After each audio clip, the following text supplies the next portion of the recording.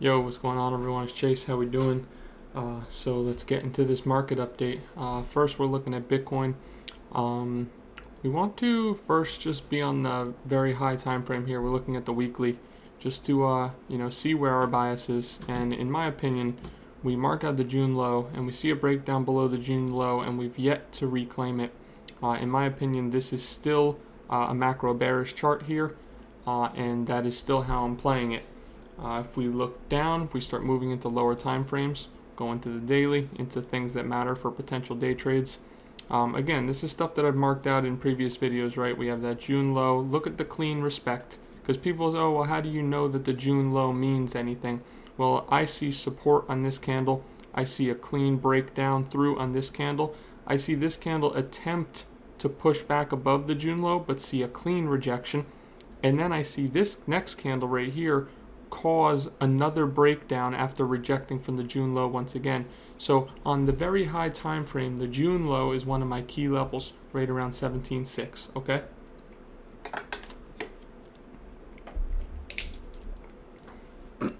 Excuse me. Just a little. You guys know how I do. Need my water. All right. So moving down, we're here on the daily, and we're going to mark out liquidity that was swept right here. Okay, so we have a low, we have a sweep of that low. If you don't understand liquidity, I have a lot of videos on it. One of them is called Liquidity in the Daily Time Frame. Go check that one out. Okay, typically when I see a sweep of liquidity like this, I think, okay, liquidity to liquidity, and I see the most relevant high right here. Okay, we're gonna get rid of this June low for now just to keep the chart clean. So I think that coming from here, the next target is here. Obviously, the question is, how do we get there? Okay, we'll put a little X on it for liquidity. But the question is, how do we get there? I hate that you can't size these properly. All right, we're actually deleting the X. So liquidity to liquidity, this is where I'm expecting price to go right around 17.2. And if we look at this and we see, okay, well, where was the origin of the breakdown here? Well, I see it on the daily looking like this. We have consolidation in here, and this is where the chart begins to break down, right from the consolidation that took place in here. And we can see the rejection on this current daily candle. Now, at that point, in my opinion, this is the most data we're going to be taking from the daily time frame, and we move down even lower. Okay, sorry if you hear the dog barking in the background.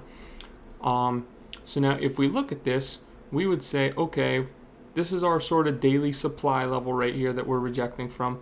Where did the breakdown really begin from? We'll just extend this out, make it look clean. Where did this breakdown really begin from? Where did the impulse move begin? Okay, I talk about that a lot, the impulse move.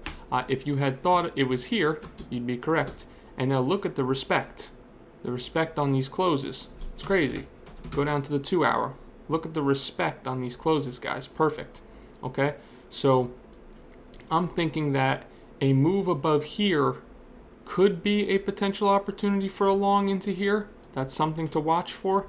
But that's not necessarily the main trade I'm looking for, and I don't have a super solid plan for this just yet, because I'd sort of want to see us breach the full daily supply, right? Like if I can see us push above the daily supply and get into this, then I'll start to look for that pullback into which was once resistance, right? Because all these people are selling here. This is selling. So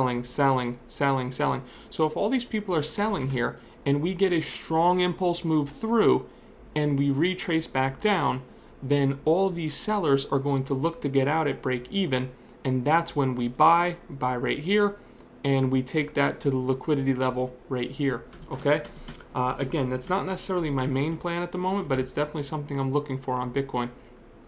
As far as my main plan, I'm currently seeing this as a rejection from daily supply, and I'm not sure if we're going to move through it immediately.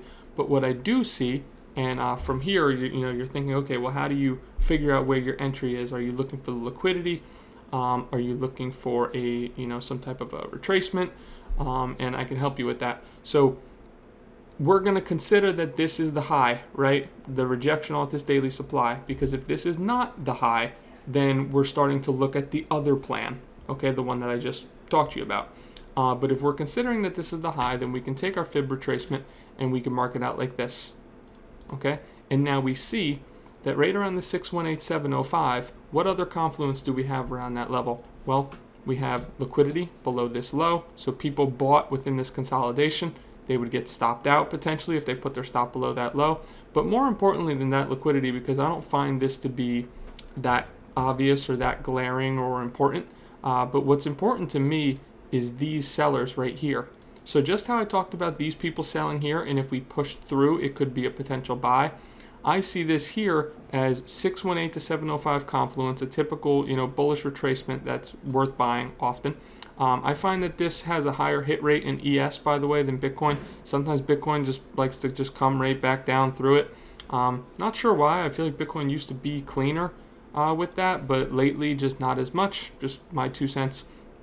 But anyway, what I see here is this rejection. So sellers, sellers, sellers, sellers, sellers, all these people selling in here. And then look, we get that big impulse candle through, like what I told you to watch for here. So in my opinion, if price comes back down into here, right, then we have all these people who sold. They're going to look to get out at break even. I enter here.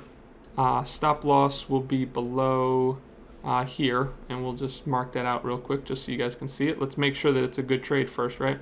So we have all the sellers in here. We put it towards the middle, not too greedy, and let's see what our risk reward would be, because that's what matters, right? If we're not getting a 2 to 3 risk reward, or at least a 1.5 or higher, I'm definitely not interested. And it looks like we'll be getting a 3 risk reward. So this is looking like a trade that I'd be pretty content with, and I would see price, bouncing off of here and moving up towards the liquidity right there. Okay, and then check that off, and then probably at that point come back into the range, and I'm not sure what to do from there. Obviously, we'll pick that up on another day. So those are my 2 plans for Bitcoin at the moment, something to keep an eye on. Okay, let's move forward. Oh, and I guess just to quickly talk about this a little more,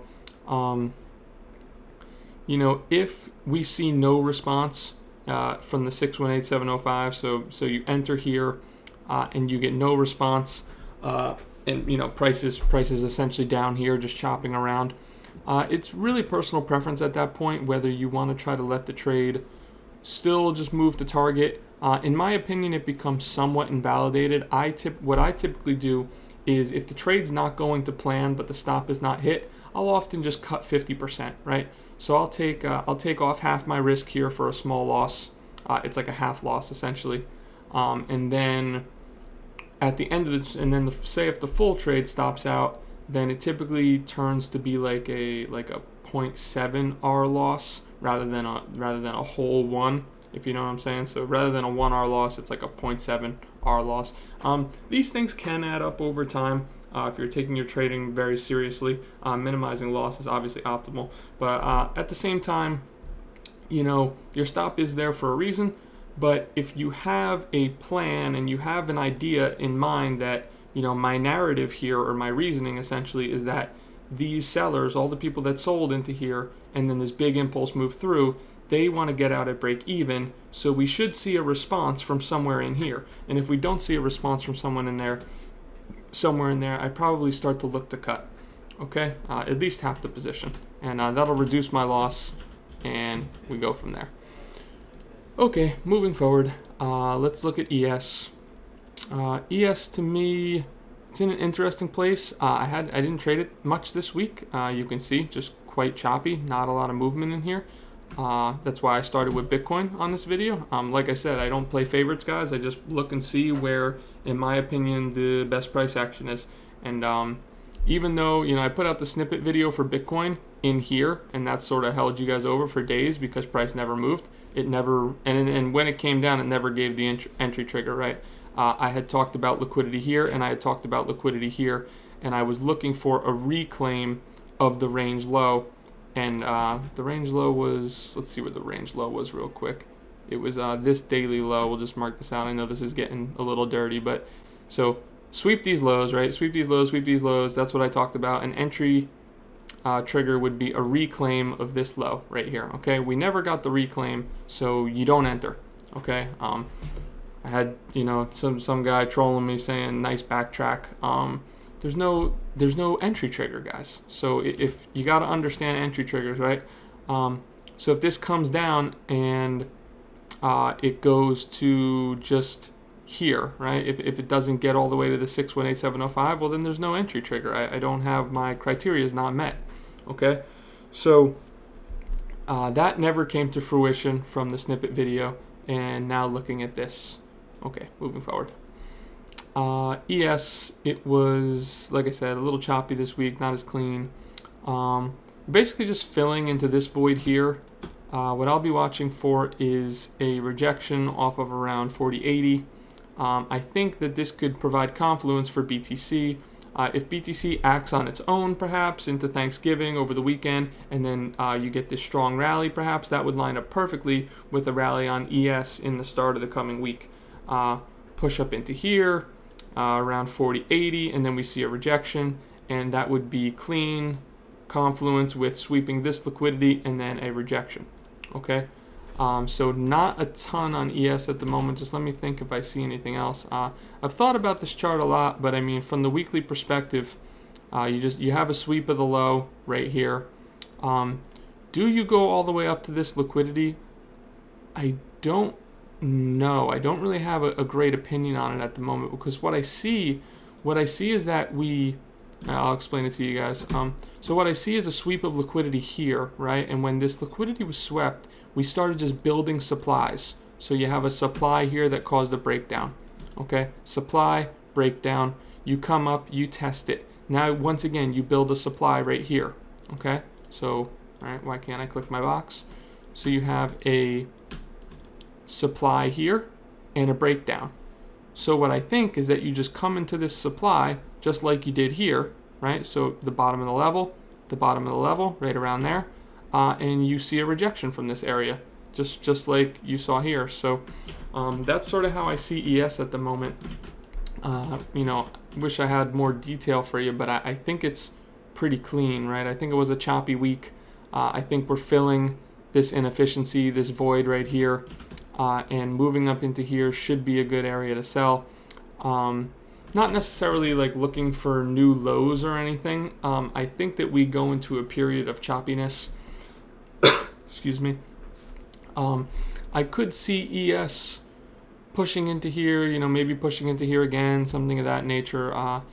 If it does come up to this liquidity, that'll be interesting as well. But ultimately, I'll be watching and go to the a gift from me to you, a trading setup video, and that'll sort of teach you how to work with levels and how to try to find an entry off, say, like a market structure break. So you had a high, you have a low, you make a higher high, and then you make a lower low. We'll watch for the retest, or if you can just you can just enter at some point, stop above the high, and maybe we look to fill into here-ish or something, this origin of impulse that caused this big move up right here. I think that could be a potentially clean trade. Okay, we'll be watching for that. Sip of water. Can just have a quick discussion about my tweets from today.